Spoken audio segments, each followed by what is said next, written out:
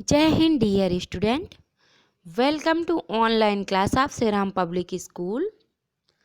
Dear student, मैं अल्पना पांडे आज आप लोग को फिर आपकी पाठ पुस्तक हिंदी व्याकरण का पाठ 13 पढ़ाएंगे, जिसका नाम है संज्ञा विकार कारक। बच्चों, इस पाठ को शुरू करने से पहले मैं आपको बता दूं कि मैंने अपने पहले के वीडियो में कारक की परिभाषा, कारक का अर्थ तथा कारक के भेद के कर्ता कारक के बारे में आपको अपने पहले वीडियो में पढ़ा चुकी हूँ, जिसका यहाँ पे मैं आप लोग को संक्षिप्त रूप में वर्णन कर दे रही हूँ। तो सबसे पहले आता है कारक का अर्थ। कारक का अर्थ होता है क्रिया को करने वाला, अर्थात क्रिया का जनक जो होता है, जैसे कर्ता।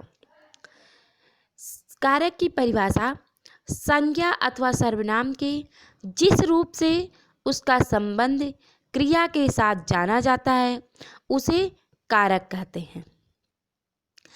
कारक विभक्ति चिन्ह को, ठीक है, परसर्ग भी कहते हैं। यानी विभक्ति किसे कहते हैं या परसर्ग किसे कहते हैं, तो कारक चिन्ह को ही विभक्ति चिन्ह कहते हैं और इसी का दूसरा नाम परसर्ग भी है। कारक के 8 भेद होते हैं: कर्ता कारक, कर्म कारक, करण कारक, संप्रदान कारक, अपादान कारक, संबंध कारक, अधिकरण कारक एंड संबोधन कारक।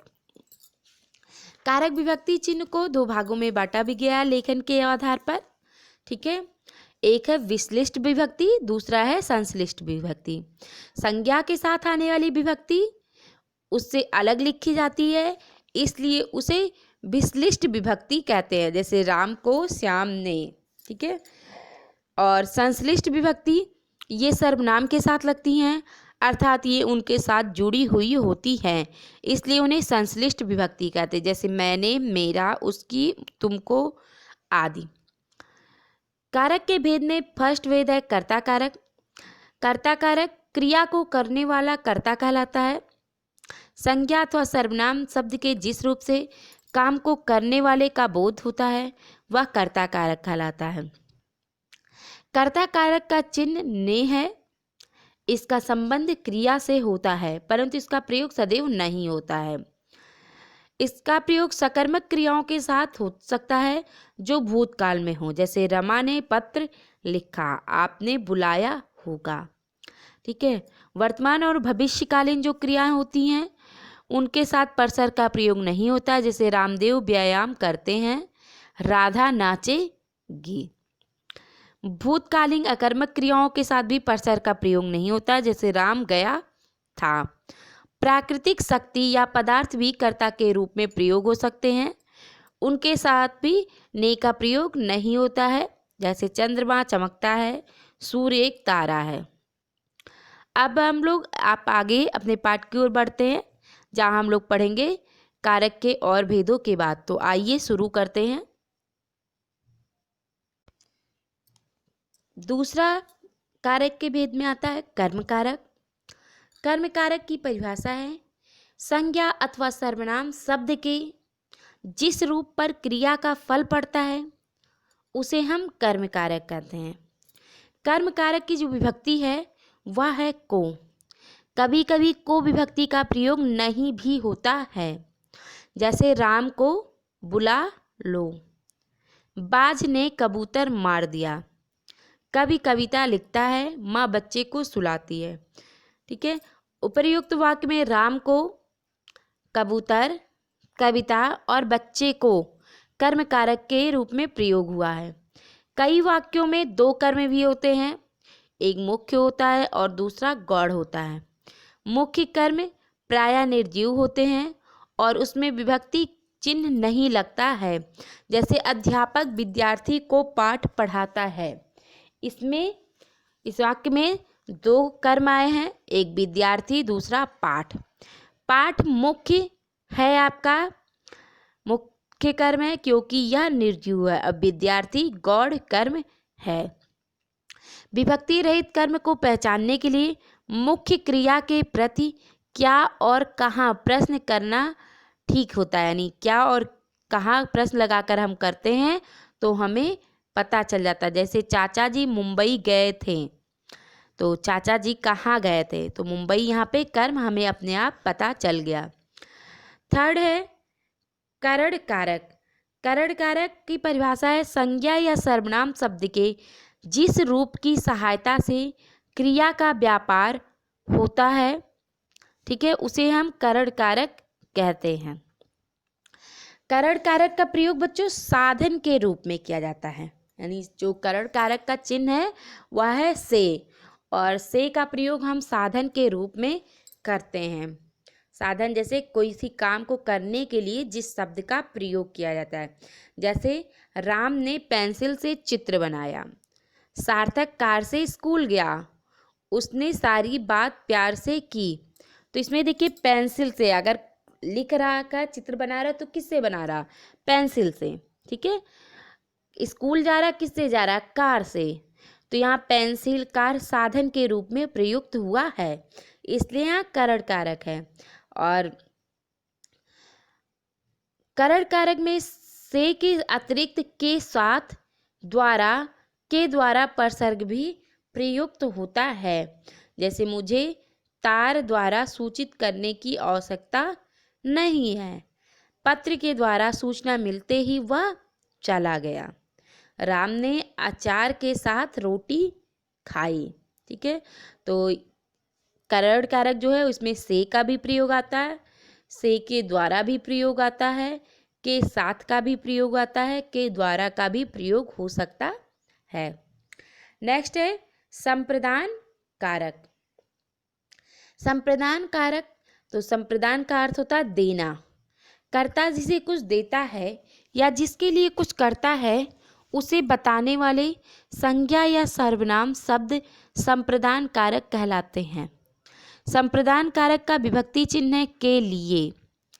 इसमें को के हेतु के वास्ते का परसर्गों का प्रयोग होता है, जैसे संगीता पुत्र के लिए आम लाई, ठीक है। मनुष्य धन के वास्ते देश विदेश भटकता है, गुरु शिष्य को ज्ञान देता है, अपनी कलम दूसरों को मत दो, पूजा के लिए आसन लाइए, ठीक है। यहाँ पे के लिए, के वास्ते, को, ठीक है, ये आप संप्रदान कारक के लिए प्रयोग हुआ, क्योंकि यहाँ पे किसी के लिए कुछ देने का या किसी के लिए कुछ करने का भाव आया है। नेक्स्ट है अपादान कारक। अपादान का अर्थ होता है अलग होना। संज्ञा के जिस रूप से एक वस्तु का दूसरी वस्तु से अलग होने या तुलना करने का पता चले उसे अपादान कारक कहते हैं। जैसे वृक्ष से पत्ते गिर गए, तो वृक्ष से यहाँ पत्ते अलग होने का भाव है, ठीक है, पेड़ से पत्ता अलग हो जा रहा। चोर ने तिजोरी से रुपए निकाल लिए, यहाँ भी तिजोरी से रुपया अलग हो जा रहा है। राधा सीता से सुंदर है, ठीक है, यहाँ भी राधा सीता से सुंदर दिखाया गया, यानी राधा सीता अलग अलग है, इसलिए यहाँ पे अपादान कारक है। नेक्स्ट है संबंध कारक। संज्ञा अथवा सर्वनाम के जिस रूप से वाक्य में आए अन्य वस्तुओं और व्यक्तियों में संबंध का पता चलता है उसे संबंध कारक कहते हैं। अगेन आई रिपीट, संज्ञा अथवा सर्वनाम के जिस रूप से वाक्य में आए अन्य वस्तुओं और व्यक्तियों का संबंध पता चलता है उसे संबंध कारक कहते हैं। जैसे राम प्रसाद की पुत्री दिल्ली गई, तो राम प्रसाद और उनकी पुत्री में संबंध बताया गया। राहुल प्रियंका का भाई है, रहीम की दुकान खुली थी, रेखा के 2 लड़के थे। यहाँ देखिए संज्ञा और सर्वनाम का वाक्य के अन्य वस्तु यानी राम प्रसाद का जैसे पुत्री से संबंध दिखाया गया था, राहुल का प्रियंका के भाई से, रहीम की दुकान से, रेखा के लड़कों से, तो इसलिए यहाँ पे संबंध कारक है।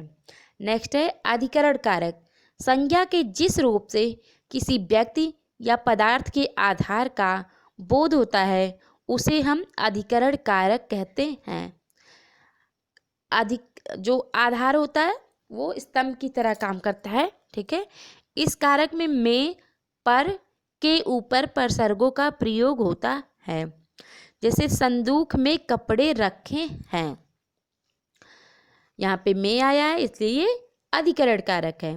छत पर बच्चे कूद रहे हैं, यहाँ पे पर आया है इसलिए भी अधिकरण कारक है। संबोधन कारक संज्ञा के जिस रूप से पुकारने और संकेत करने का ज्ञान होता है उसे संबोधन कारक कहते हैं। यानी किसी को बुलाने के लिए हम जिस शब्द का प्रयोग करते हैं, जिस संकेत का, उसे संबोधन कारक कहते हैं।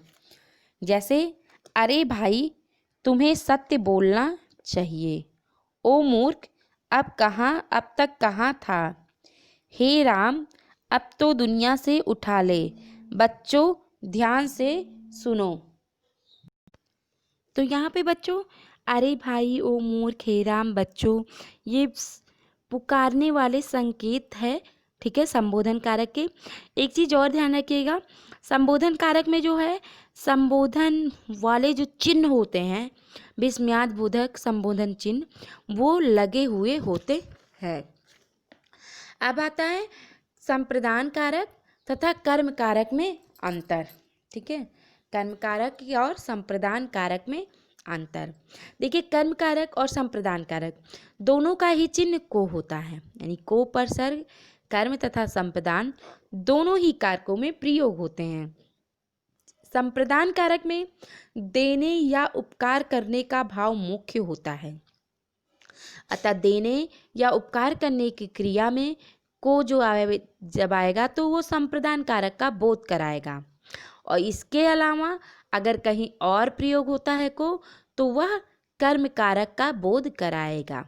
यानी वाक्य में अगर देने या किसी के लिए कुछ देने का भाव होता है या किसी के ऊपर कुछ उपकार करने का भाव होता है, ठीक है, तो वो को जो है संप्रदान कारक का बोध कराएगा, और नहीं तो फिर वो कर्म का बोध कराएगा, यानी कर्म कारक का बोध कराएगा। जैसे बालक ने भिखारी को रोटी दी, ठीक है, तो ये भिखारी को रोटी दिया गया, किसी को कुछ दिया गया है, ठीक है, तो यहाँ पे संप्रदान कारक होगा। बालक ने भिखारी को बुलाया, ठीक है, यहाँ पे कुछ देने का भाव नहीं हो रहा बल्कि किसी को बुलाने का भाव हो रहा, तो इसमें कर्म कारक होगा।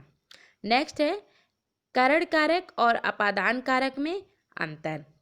तो करण कारक और अपादान कारक दोनों में ही से का प्रयोग होता है, से परसर्ग का, लेकिन करण कारक में यानी जहाँ साधन के अर्थ में से का प्रयोग होगा वहाँ करण कारक होगा।